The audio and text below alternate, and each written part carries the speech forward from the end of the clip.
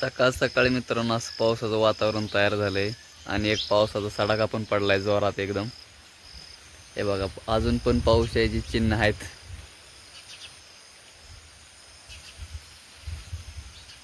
खरंच पावसाळ्यात वातावरण बघायला लई मजा येते लागा. ही माझी म्हशींची दावण, ही माझी गोदा, ही माझी राधी आणि पलीकडे आमची सकुबाई वाकड्या शेंगाची. तर आता काय करतो, ह्यांचं जरा शेण बिन पडलंय सकाळ सकाळी काढून घेतो. आधी शेण बिन काढतो, सगळं गोठा एकदम फ्रेश करतो आणि मग पुढचा प्रोग्राम चालू करतो. तोपर्यंत मी ब्लॉगमध्ये कंटिन्यू राहा. आज दिवसभर काय काय होतं ते मी ह्या ब्लॉगमधून दाखवतो तुम्हाला. चला आधी चूल पेटवले. कृष्णा तिथं चुलीपाशी जाऊन बसला असेल पोळत त्याला. त्या बघा असा गावपणा करतोय. काय करायला कृष्णा तू? गोड खेळालोय.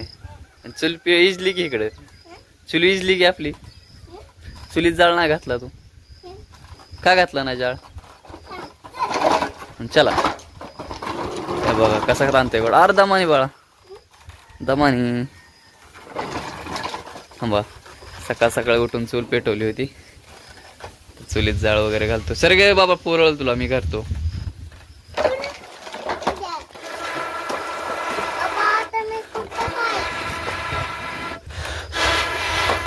तू चूल कशाला विजू दिली बाळा? चला आता पाणी तापल तोपर्यंत आपण इकडे आंब्याचं शेण काढू की. मग तू येत आहे फोन मध्ये.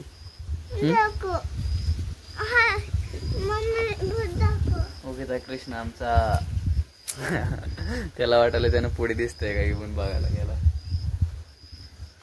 चला शेण बिन काढून घेतो आधी सकाळ सकाळी. कृष्णा चिमणे बसल्या तारावरती बघायला की.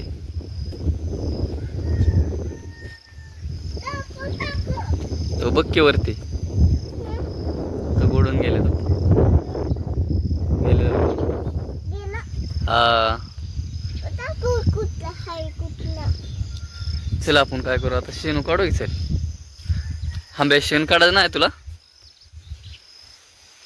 ये की का?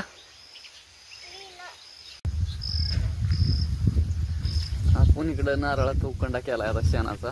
कारण आपला रोडला होता साईडला, पण पाऊस पडल्यावरती काय व्हायला लागलं, वाहून चालला लोकांच्याच शेतामध्ये. त्याच्यामुळे आपण आपापल्या शेतात करून घेतला उकंडा आधी. बघा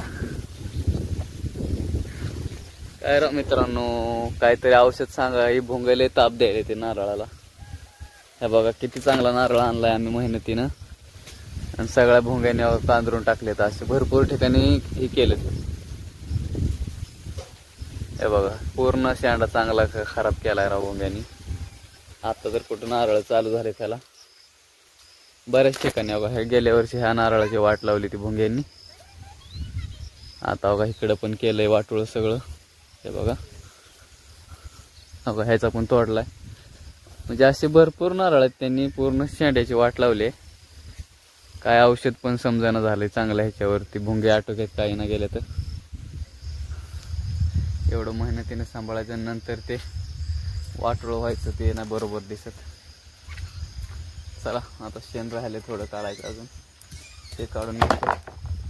तो पण तुम्हाला काय औषध माहीत आहे का नारळाच्या शेंडा कांजरला नाही पाहिजे याच्यावरती, मला कमेंटमध्ये सांगा बरं का.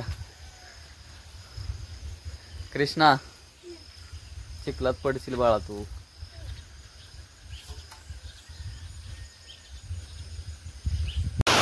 बघा मित्रांनो एकदम जोरदार पावसाचं आगमन झालेलं आहे. भरगत आभाळ तर आले. ही आपली मोगरे झाडं कशी फुलून गेलेली बाबा, फुलांनी सगळ्या लकडून गेलेली. पलीकडे म्हशी बांधले ते खायला. एकदम जबरदस्त आभाळ आले आणि पाऊस पण चालू आहे जोरात.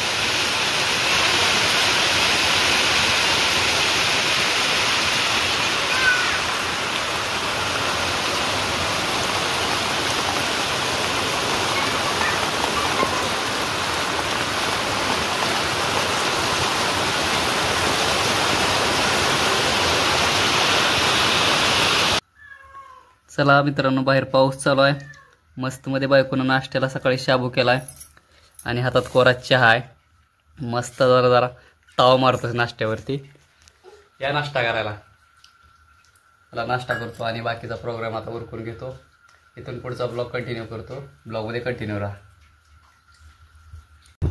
चला मित्रांनो, दुकानाकडे निघालो, पण दुकानाकडे जायचं इतकं सोपं नाही बघा. हे असा रोड आहे आमच्या घराकडून साधारणतः डांबरीपर्यंत जायला 1-अर्धा किलोमीटर असला जाय. ह्याच्यातून साधं चाला येत नाही, असल्यातून गाड्या न्याव्या लागते त्या. आणि आमचं काय एक दिवसाचं नाही, दरवर्षी असलीच बोंब आहे. आमच्याकडे काय कोण लक्ष देत नाही. तरी स्वखर्चातून पट्ट्या करून भरपूर वेळा रोड केला, पण रोड काय नाही झाला आहे. आता असू दे, चला आता कुठवर नीट तर करायचं. प्रत्येक वेळेस पैसे तर कोण देणार आहे. अशीच आमची जिंदगी चालू आहे रोजच्या रोज. चला आता दुकानात जातो आणि तिथून पुढचा ब्लॉग कंटिन्यू करू. चला तर मित्रांनो, जातो मी आता दुकानाकडे. आता फक्त टेन्शन एवढं आलं की ह्याच्यात घसरून पडून येऊ. घसरून पडलं म्हणजे लय अवघड होईल, कपडे बिपडे सगळे घाण होतील. चला जातो. सकाळी दुकानावर गेलो, दुकानावर थोडा वेळ बसलो. आसपासची सगळी दुकानं हळूहळू बंद व्हायला लागली होती, कारण आज वटपौर्णिमेचा सण आहे. प्रत्येकाच्या घरी काय ना काय चालूच असेल, पोळ्या वेळ्या सगळं. तर मी पण म्हणलं चला आपले पण घरी आज पोळ्याचा धिंगाणा आहे. तर मी आज पोळ्या खायला घरी आलो आहे. पण घरी काय बसवणं होतं होय आपल्याला. चला म्हणलं त्याच्या आईला जाऊन मस्त तर सोडावी. आता तुम्ही माणसाल काय प्रत्येक वेळेस सारखं त्या म्हशीच दाखवतोय आम्हाला. काय मित्रांनो, आपल्या लाईफमध्ये काय चेंज नाही. रोज उठलं की तेच आहे, घ्यायच्या म्हशी, सोडायच्या, चारायच्या, आणायच्या. फक्त आज जरा थोडंसं लांब आलो आहे. आज आपण गेल्या वेळेसची दाखवलं तुम्हाला, आपल्याला लांडगा दिसला होता, त्या वाड्याला आपण आलो इकडे घेऊन. कारण आपल्या आयुष्यात दुसरा चेंज काय नाहीच. कारण आपण काय सिटीमध्ये वगैरे राहत नाही किंवा दुसरं कुठं राहत नाही, तुम्हाला काय वेगळं दाखवून. रोजचं तेच आहे ते आहे. म्हणून म्हणलं जरा, कारण माझं मन इथे लय लागतं. तुम्हाला तर मी म्हणलंच होतं आधी, आपल्याला मसरांशिवाय करमत नाही. एक वेळेस काम बुडलं तरी काय हरकत नाही, पण मसरांच्या मागं फिरावंच लागतं आपल्याला, कारण त्याच्यात आपल्याला भरपूर आनंद येते. तर मित्रांनो, आजच्या पुरता एवढाच ब्लॉग होता, समजून घ्या. उद्या जर काय विशेष नवीन झालं तर ते दाखवतो, पण आजच्या पुरता एवढंच होता. तर भेटू आपण उद्या नवीन ब्लॉगमध्ये. तोपर्यंत जय हिंद, जय महाराष्ट्र. चला आधी म्हशी खात्यात इकडं. पावसामुळं काय झालं, भरपूर गवत आले आणि ह्या वर्षी जरा पावसाळा लवकर चालू झाला, त्याच्यामुळं भरपूर लवकर गवत आले. हे बघा,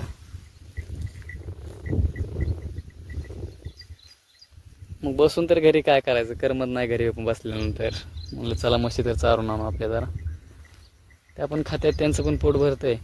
आणि सारखं सारखं तेच वैरण तेच म्हणले, जरा मग जरा तोंड त्यांना पण नवीन फ्रेश काहीतरी म्हणून आणलंय चारायला. तसं तर मी रोज त्यांना सोडतोयच बरं का, पण आपण आपल्या घरीच नारळात सोडत असतो. पण आज जरा थोडंसं घरापासून 1-1.5 किलोमीटर लांब घेऊन आलो मी त्यांना. खातेले म्हणलं ते पण जरा फिरतेली, पाय मोकळे होतेले. तर बघा माझी काळीसुद्धा माझ्याबरोबर आली.